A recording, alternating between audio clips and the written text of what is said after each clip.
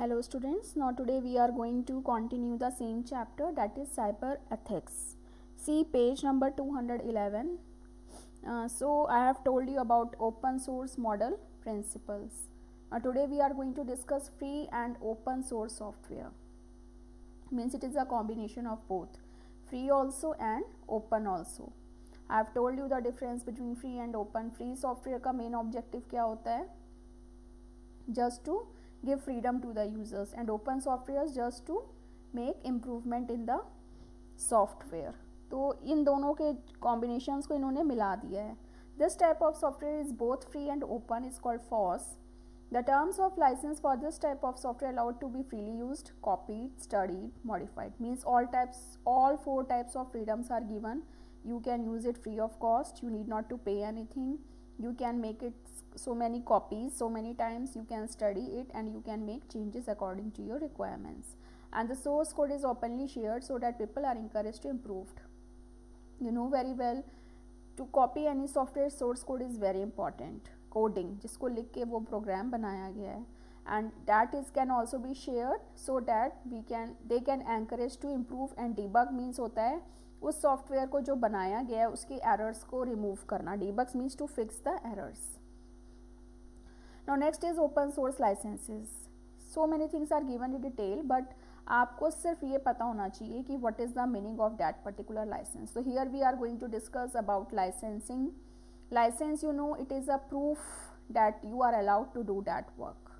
Open source licensing encourages collaborative participation, means in group, by allowing third parties to study, use, easily modify and redistribute the source code. So here are two categories of license, that is permissive and copyleft. In permissive license में आपका BSD, MIT, Apache 2 आता है. You should please learn the full forms. Copyleft license में आपका general public licence आता है, lesser general public licence, Mozilla, Eclipse public license and common development and distribution license. You should know the names. Okay, now see page number 212. We should know what is permissive license. आपको सिर्फ definitions learn करनी है.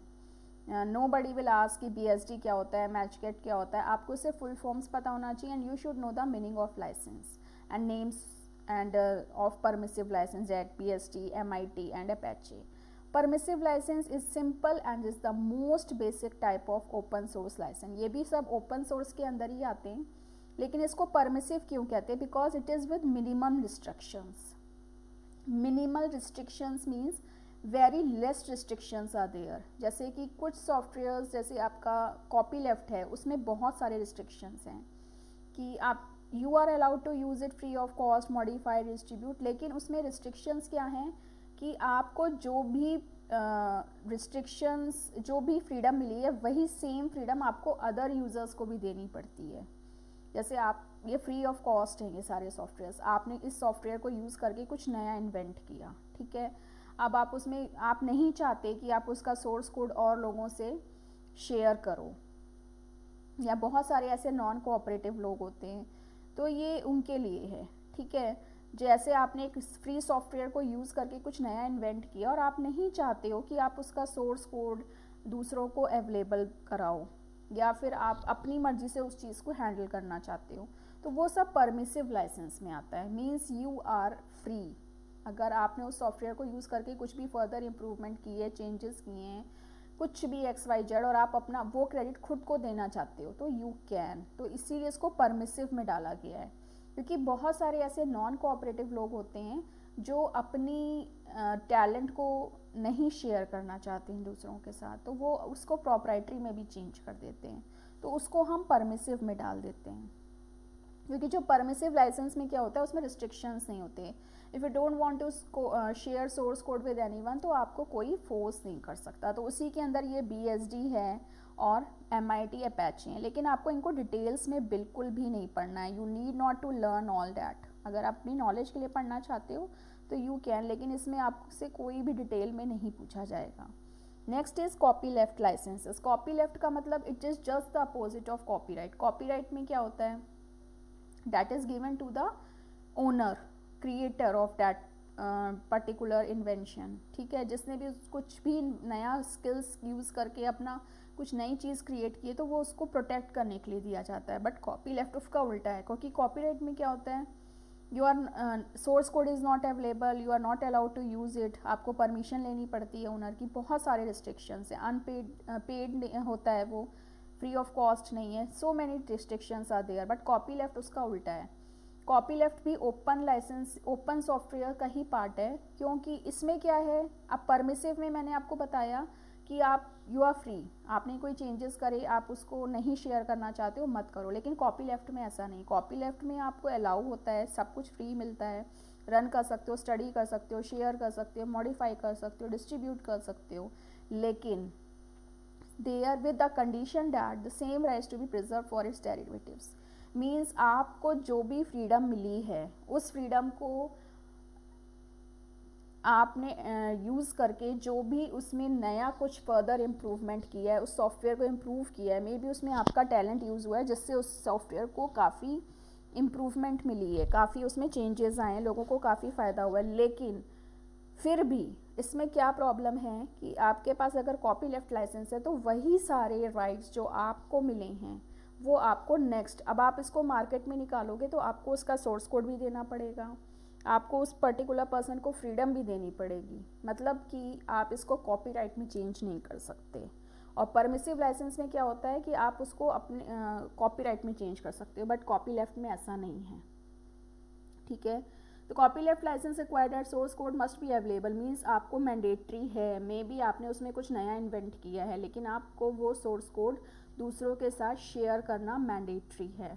The source code files usually contain a copy of the licence terms and acknowledge the authors. तो इसमें कौन कौन से आते हैं, GPL, इसको भी आपको डिटेल में नहीं पढ़ना है, जनरल पब्लिक लाइसेंस आ गया, GNU लेसर पब्लिक लाइसेंस आ गया जिसमें लोगों को कम राइट्स होते हैं, इक्लिप्स पब्लिक लाइसेंस आ गया, and common development and distribution licence. उसके बाद आता है proprietary software.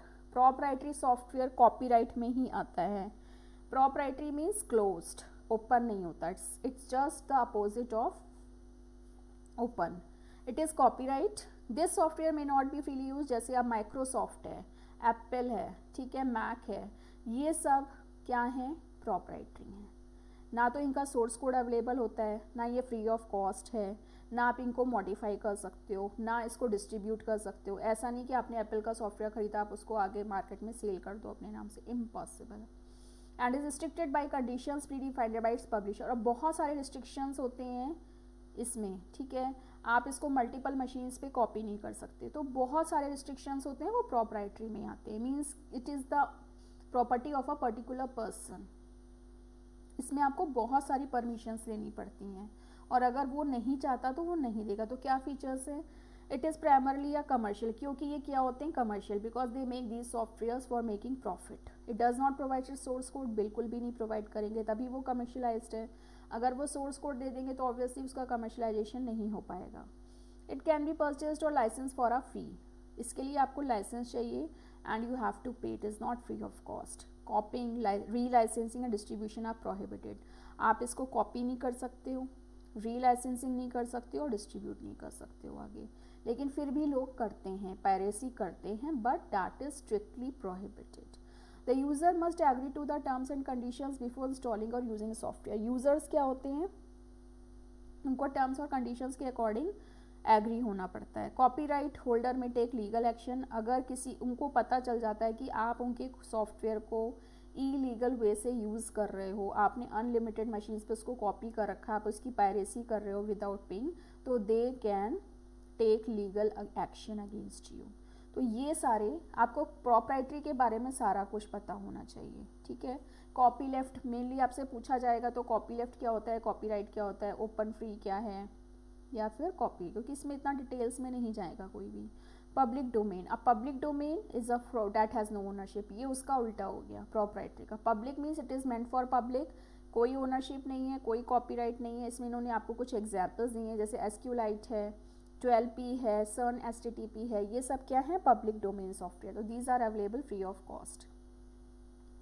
A public domain software is free and open source software free भी है, ओपन भी है, मॉडिफाई कर सकते हो, you can sell it for your profit, distribute you can, unpatented है बिकॉज कॉपी लेफ्ट की तरह हो गया, पब्लिक डोमेन है तो अनपेटेंट तो होगा, it is does not belong to a particular person, restricted भी नहीं है, whatever you want to do you can, you have all types of freedom.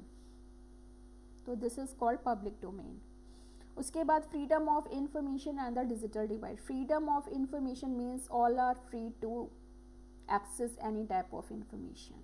The United Nations Universal Declaration on Human Rights endorses freedom of expression, which includes both freedom of opinion and freedom. Freedom of opinion means आप अपनी कोई भी राय दे सकते हो, आपका जो भी opinion है you are free to share.